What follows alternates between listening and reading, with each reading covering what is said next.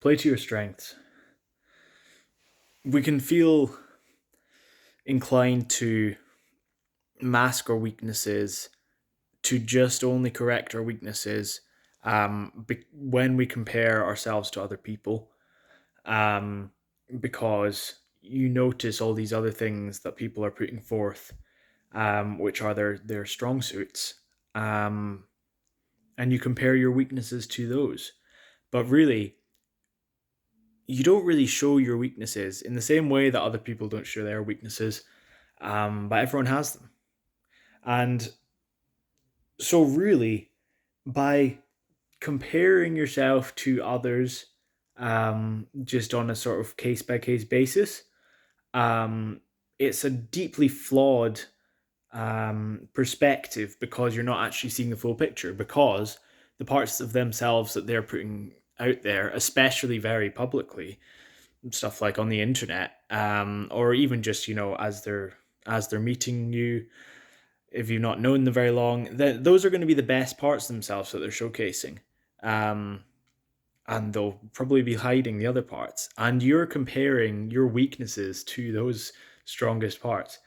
Um, and the problem with the the reaction to this of just trying to level out all your weaknesses so they're not as you know devastating, then really you can end up just mediocre and bland, because really at the other end of every weakness is a strength, and so to really actually get rid of a weakness, um, you're doing a lot internally while you do that. It's kind of like like kind of the factory settings of you as a person, um, is really unique and has its own strengths and weaknesses, and a much better plan than just having your strengths here and your weaknesses here, and then like just kind of trying to even them out, and then your strengths being here. A better way, let's take both of these and let's put this over here. A better way is to, this is your starting point. You've got your strengths and you've got your weaknesses. Um, Double down on your strengths, and then this is the part that people see, as we were saying earlier. So really, let's say you're really really good at following through, but you're not very good at coming up with ideas. Then double down on this following through skill. You're not really naturally inclined to those ideas things in this case. So double down on that, and then if you're in a business, you outsource for this stuff. If you just in your life, in what you do, in the path you go, um, you can play to these strengths, because some people will say to play to these weaknesses so you can fix this deficiency in your character. But really, you can only focus on one thing at a time. That's the definition of focus. Um, and so by doing that, you're ignoring the strength that you have. And it's just it's a very quick way to mediocrity.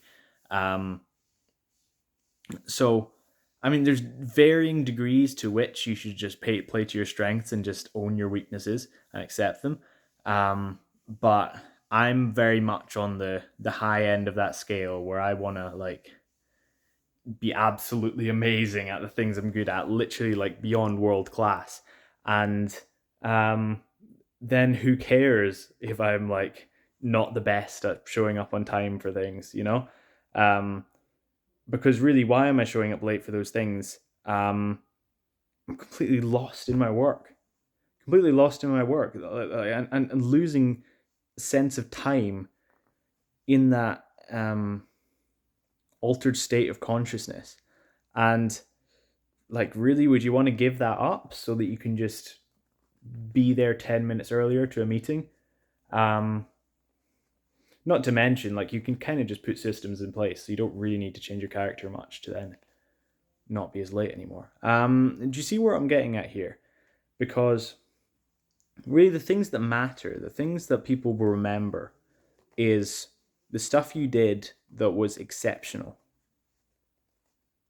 If you are always just average in everything,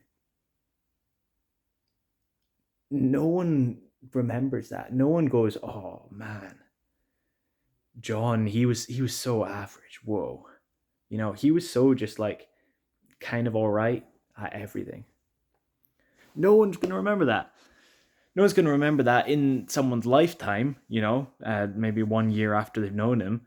And definitely no one's going to remember, years after he's gone. But if you think of the most inspiring revolutionary people in the world, you probably don't even know what their weaknesses are.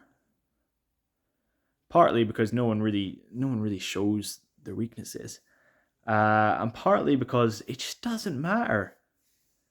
Elon Musk, he's someone who's capitalizing on his strengths. Like, I'm sure we could find a weakness of Elon Musk, and maybe if you found that, you'd be like, oh yeah, and then you'd start pointing your finger. I think because you've got that negative frame on someone as a whole, in the same way you have on yourself if you got any sort of these weaknesses. But really, just realize everyone has that. Everyone's human. Everyone's got these strengths and weaknesses. Everyone's got their own unique genius, if you want to put it that way. And really, how you can just absolutely break out of mediocrity, if you're in that right now, is just to think about what are you best at, and then double down on that. And if you're good enough at something, like, that's very valuable, right? And that could be loads of things. So maybe it's a different perspective for you. I could go into more depth, but I've kind of covered it there, and I don't want to just repeat myself again for another 7 minutes. So there you go. Think about what are the things that you've just been trying to correct in yourself, and what if maybe you're already correct, and what if the drastic action that you feel you need to take in changing your entire self to mold certain standards and to mold what other people seem to be good at. What if instead you look at the clues of your creation? Because let's say an alien came to Earth, and so you're the alien, right? And you see a car. You've seen a human and you've seen a car. You've never seen someone driving it, You've never seen a car being used, but you look at the car, you kind of go inside, you check it out.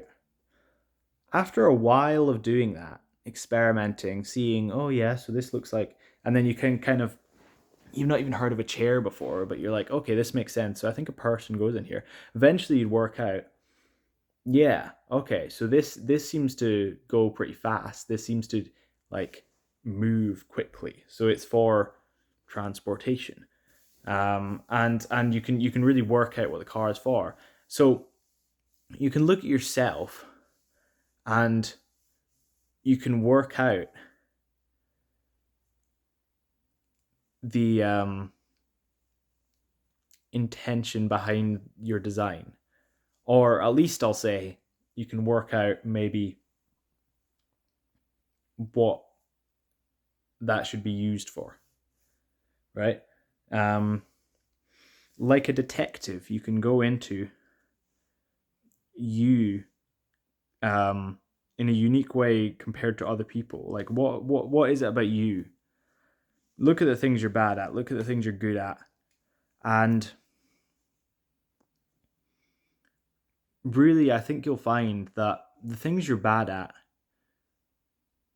you're probably giving too much focus to, when really you can just kind of not do those things, or you can outsource those things, you can delegate those things.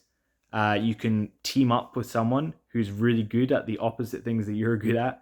Not opposite, but you know what I mean. Like they're good at different things. Their strengths are your weaknesses. Um, and really, then you're in a position where on a day-to-day basis, you're playing to your strengths. You're doing stuff that you're good at, and you're therefore so much more valuable. Um, in giving what you have to the world.